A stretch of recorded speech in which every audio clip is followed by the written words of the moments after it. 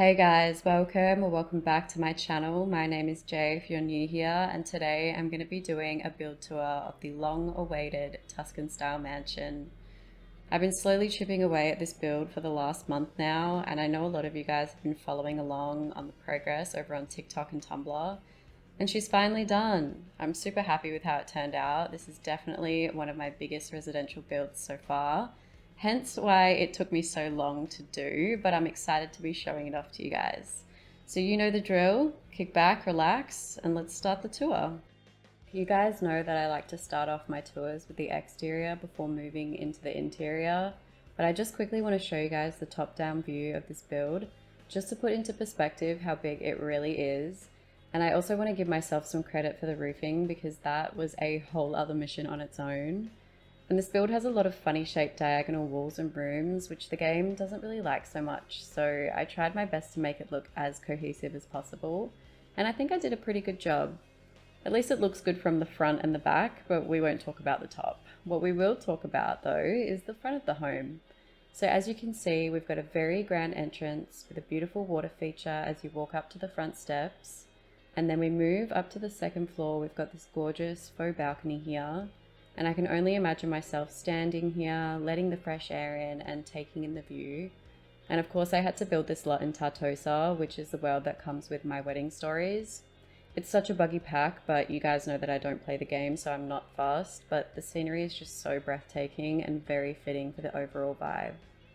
Moving down the driveway, we have the 3-car garage. And I was pretty disappointed that I couldn't find any arched garage doors. I was really going for that wooden barn door style, but I couldn't for the life of me find any anywhere. I was even considering making some myself, but I just ended up sticking with these arched entryways instead, and I think it looks pretty nice. Something you'll notice about Tuscan architecture is that there's a big emphasis on archways, so I did my best to incorporate a lot of that throughout the build, as you'll see when we move inside. But moving over to the side of the house, we've got this beautiful lush green walkway. Another standout feature of Tuscan style homes is the tropical flora, so think like palms, ferns and succulents. So of course, to bring this build to life, I included a lot of greenery, and at night it looks so beautiful when it's all lit up. Moving to the back of the home, which is definitely one of my favorite parts of this build, you can see here we've got a gorgeous pergola with the creeping vines that also lights up at night. Just imagine sitting under here with a cup of coffee or a wine on a cool summer's night, listening to the water feature by the fire. It's just so magical. Then we're going to head over to the pool area. This pool overlay is really cool. I believe it's by Mr. Oakland. He makes really cool pool accessories that you can add on top of custom shaped pools, so that way you can spice up the backyard, and it's certainly done the job here. Again, we've got a lot of greenery behind this beautiful rock fountain, and then some pool lounges of course over on the side. And then we come underneath to what I'm going to say is like a third dining space. This home is so big, so you'll see when we jump inside, but again, I imagine on a nice summer's evening having dinner outside with your friends and family. And then of course upstairs we've got another seating area, just another space that can be accessed from the top floor. I imagine that the older kids who live here would sit out here with their friends, or I don't know, maybe do some yoga on the balcony. It's just gorgeous. Again, we've got lots of greenery, terracotta pots, wall tapestries, candles, you name it. And then on the side of the house over here, I've just filled it up with some more plants. But yeah, that brings us to the end of the exterior tour. We're going to head inside now for the grand reveal.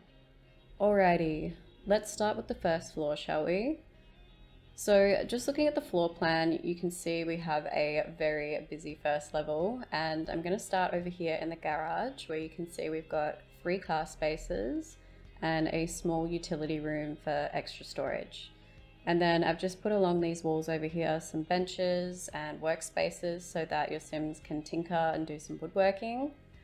And then moving through the garage, we have a second and third entrance to the front of the home that takes us to a small ensuite and the first floor office, just tucked behind the kitchen that I'll get to in a second.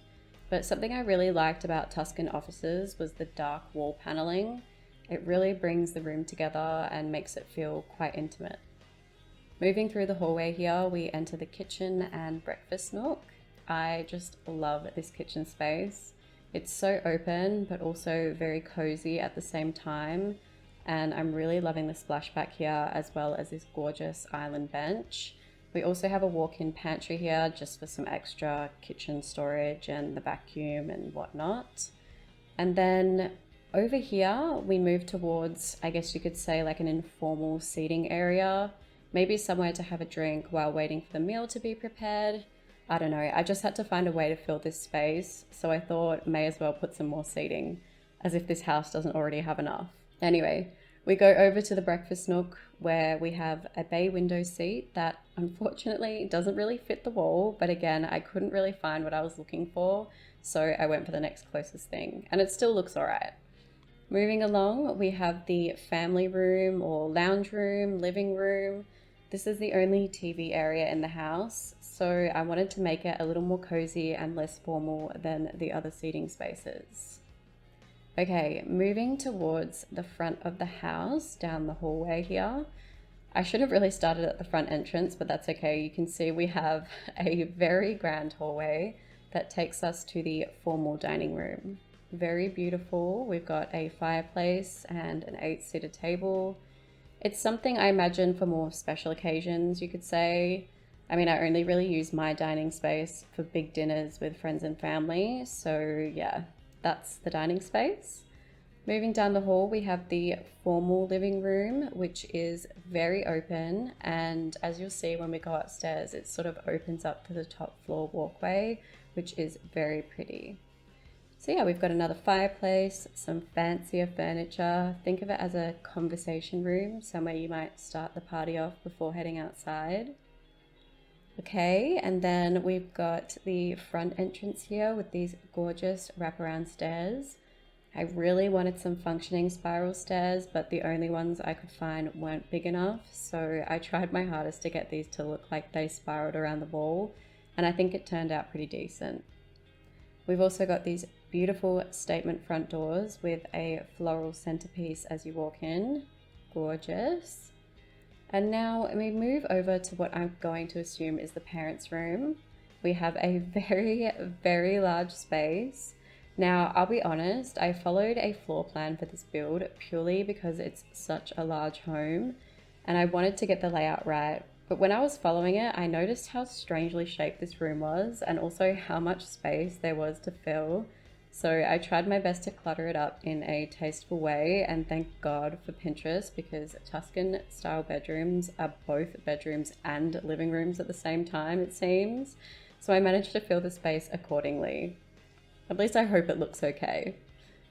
And of course, I could not forget the canopy bed on its own split level platform.